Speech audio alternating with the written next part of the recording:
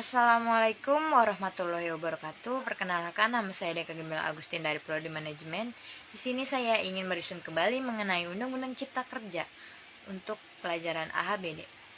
Undang-Undang Cipta Kerja atau Undang-Undang Nomor 11 Tahun 2020 tentang Cipta Kerja disingkat sebagai Undang-Undang Ciptaker atau Undang-Undang CK adalah undang-undang di Indonesia yang telah disahkan pada tanggal 5 Oktober 2020 oleh DPR RI dan diundangkan pada 2 November 2020 dengan tujuan untuk menciptakan lapangan kerja dan meningkatkan investasi asing dan di dalam negeri dengan mengurangi persyaratan peraturan untuk izin usaha dan pembebasan tanah.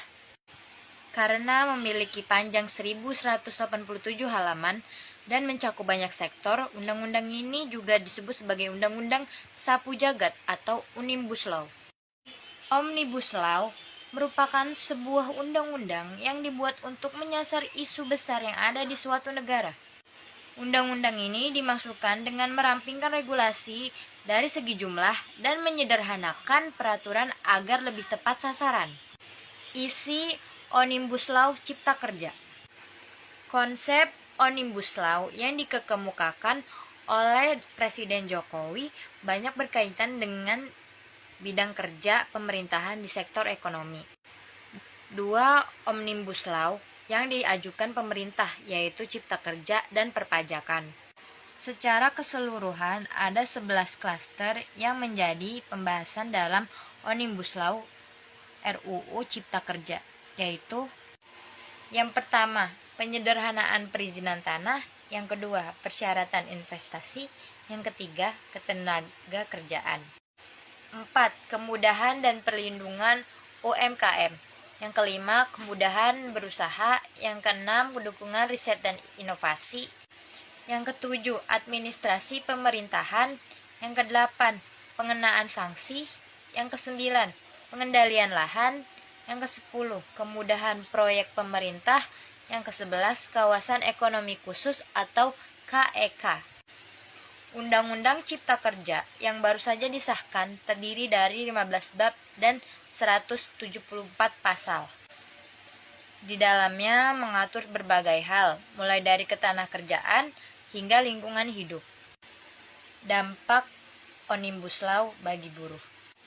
Beberapa pasal-pasal bermasalah dan berkontroversi dalam bab 4 tentang ketenagakerjaan Undang-Undang Cipta Kerja. Di antaranya adalah sebagai berikut. Yang pertama, kontrak tanpa batas, pasal 59. Undang-Undang Cipta Kerja menghapus aturan mengenai jangka waktu perjanjian kerja, waktu tertentu atau PKWT atau pekerja kontrak. Yang kedua, hari libur dipangkas, pasal 79. Hak pekerja mendapatkan hari libur 2 hari dalam 1 pekan yang sebelumnya diatur dalam Undang-Undang Ketenagakerjaan dipangkas. Pasal 79 ayat 2 huruf B mengatur pekerja wajib memberikan waktu istirahat mingguan 1 hari dalam 6 hari kerja atau 1 pekan. Pasal 79 ayat 3 hanya mengatur pemberian cuti tahunan paling sedikit 12 hari kerja setelah pekerja atau buruh bekerja selama 12 bulan secara terus-menerus. Pasal 79 ayat 4 menyatakan pelaksanaan cuti tahunan diatur dalam perjanjian kerja, peraturan perusahaan atau perjanjian kerja bersama. Kemudian pasal 79 ayat 5 menyebutkan perusahaan tentu dapat memberikan istirahat panjang yang diatur dalam perjanjian kerja, peraturan perusahaan atau perjanjian kerja bersama. Yang ketiga, aturan soal pengupahan diganti, pasal 88. Undang-Undang Cipta Kerja mengubah kebijakan terkait pengupahan pekerja. Pasal 88 ayat 3 yang tercantum pada dalam bab ketenagakerjaan hanya menyebut 7 kebijakan pengupahan yang sebelumnya ada 11 dalam Undang-Undang Ketenagakerjaan.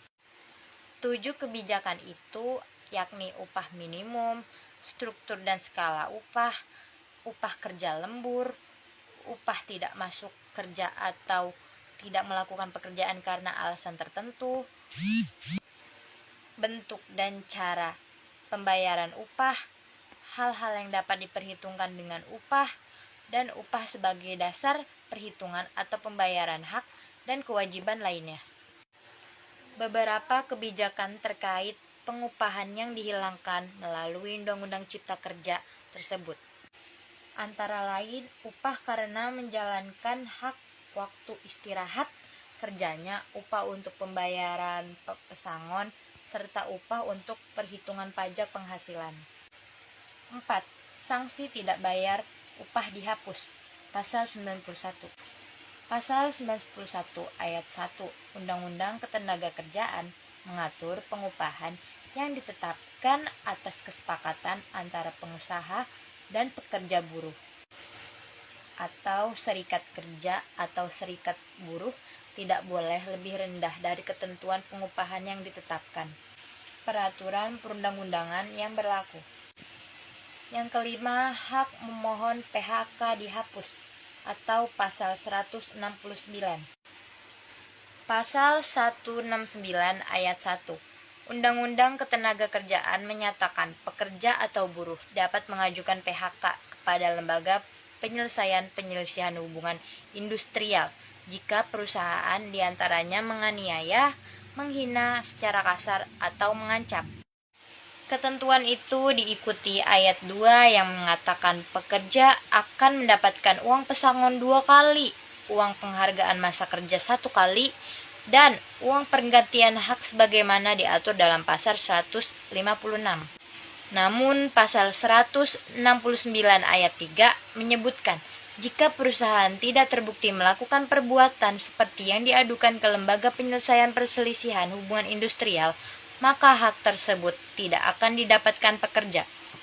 Pasal 169 ini seluruhnya dihapus dalam Undang-Undang Cipta Kerja. Sekian penjelasan materi mengenai Undang-Undang Cipta Kerja dari saya, Deka Gemil Agustin. Pamit undur diri. Terima kasih. Mohon maaf bila ada kesalahan kata. Assalamualaikum warahmatullahi wabarakatuh.